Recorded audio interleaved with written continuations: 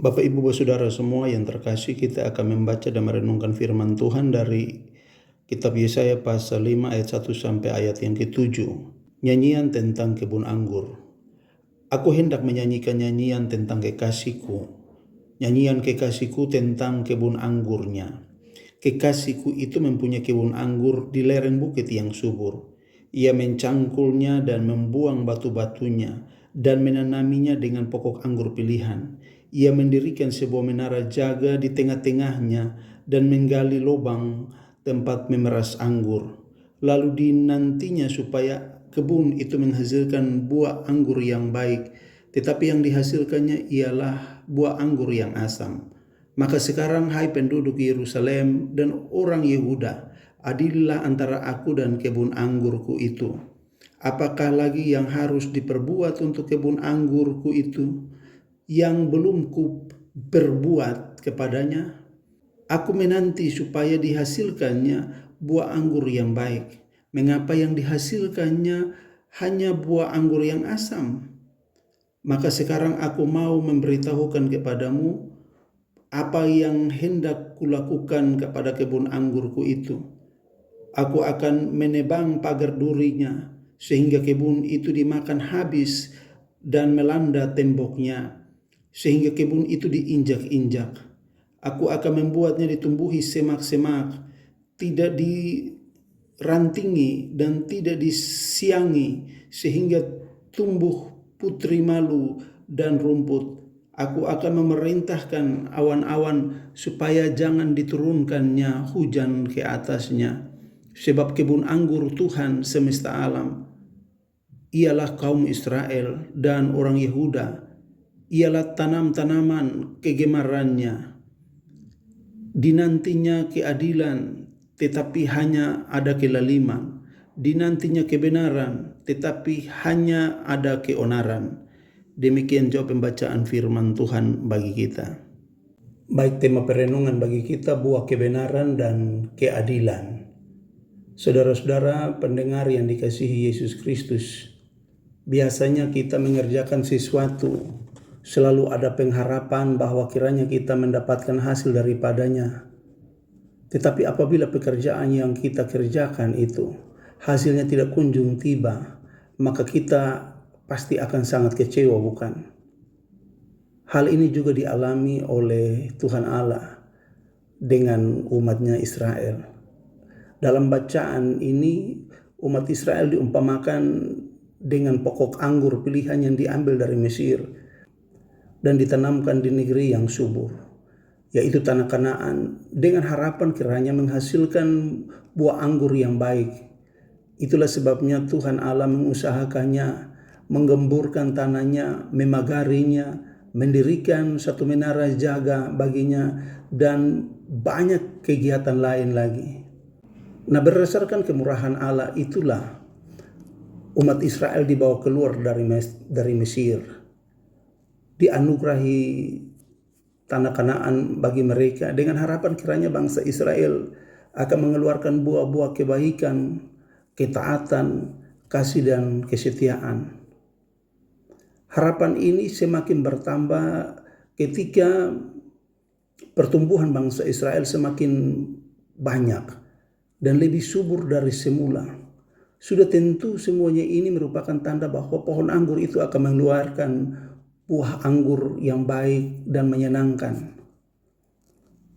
Segala sesuatu yang dibutuhkan agar umat Allah itu mampu mengeluarkan buah-buah yang baik, buah-buah kekudusan, sudah dikerjakan Allah begitu rupa.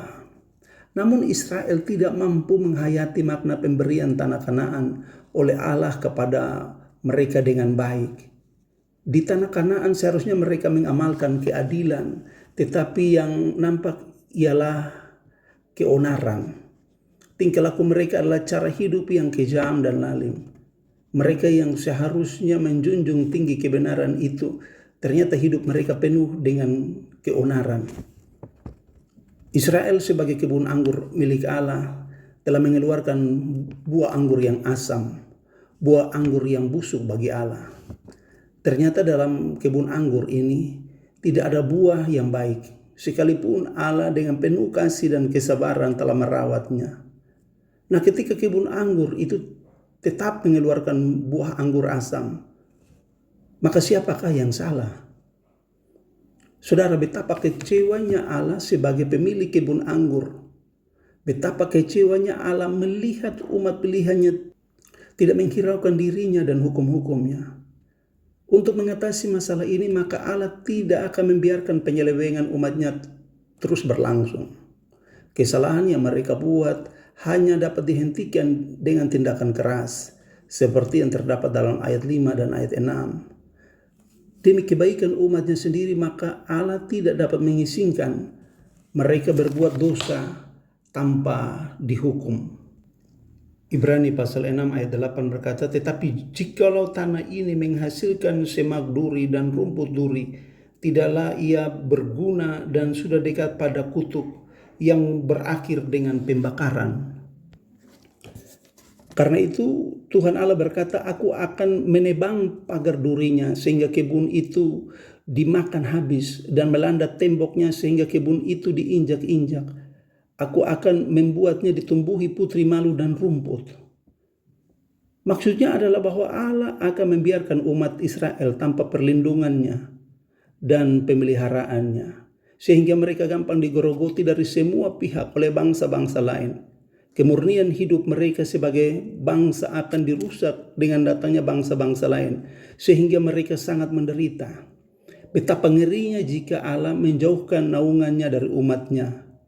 Allah menyerahkan mereka kepada bangsa-bangsa lain untuk dikuasai.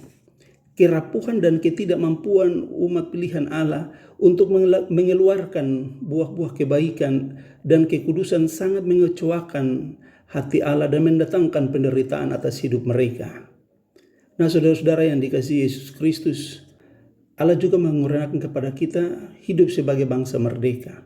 Sudah tentu ada maksud Allah dalam pemberian satu tanah air yang bebas dari penjajahan, bukan?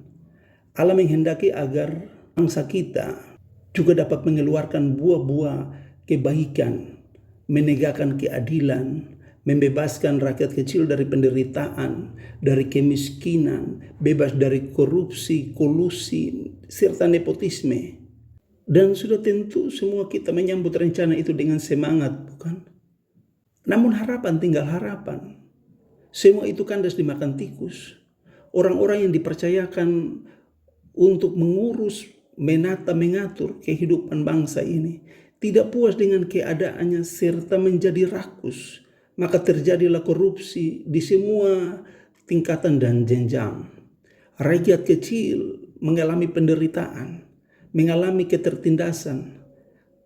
Terdengar suara ratapan tangis sampai ke hadirat Allah. Apalagi kejahatan makin bertambah. Pemerkosaan, perampokan, penindasan terhadap golongan lemah, baik yang dilakukan oleh kaum mayoritas kepada minoritas, serta hak asasi manusia itu diabaikan. Nah, kalau sekarang kita mengalami masa susah, kita mengalami masa sulit dan suram, perlu kita mempertanyakan itu pada diri kita. Mungkin kita juga meninggalkan Tuhan. Mungkin kita mengeluarkan buah-buah yang asam sehingga mengecewakan hati Allah. Mungkin kita juga memungkiri perintah-perintah Allah dan hidup dalam keonaran. Apabila kita meninggalkan Tuhan dan segala perintah-perintahnya, maka ketahuilah itu sama halnya dengan meninggalkan perlindungan Tuhan terhadap hidup ini, sehingga kita gampang diperdaya oleh iblis. Dengan demikian, hati kita dan segala perbuatan kita akan bertentangan dengan kehendak Tuhan. Kalau saat ini kita mengalami berbagai bentuk krisis, baik krisis ekonomi, krisis kepemimpinan, juga krisis iman, krisis dalam rumah tangga kita, dan sebagainya. Ingatlah bahwa tujuan Allah agar manusia, kita semua sadar dan kembali ke jalan yang benar, kembali ke dalam perlindungan Tuhan, dan melaksanakan segala hukum-hukumnya. Amin.